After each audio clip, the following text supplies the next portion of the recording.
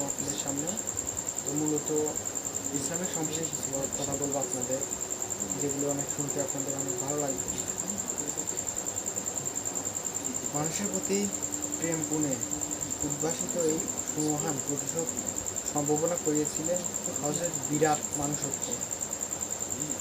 শুধু প্রেম করুণা নয়, মানুষ হিসেবে আপনারা তুচ্ছবোধ, আপনার উদারতা অনুভূতি তাহার মহিমা গৌরবকে মুহূর্তের জন্য ছাপাইয়া উঠিয়ে পারে নাই।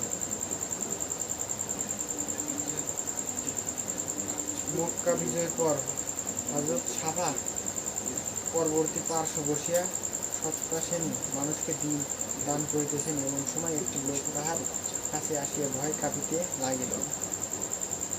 হযরত স্থিত মুখে তাহাকে বলিলেন, কেন তুমি ভয় পাইতেছ?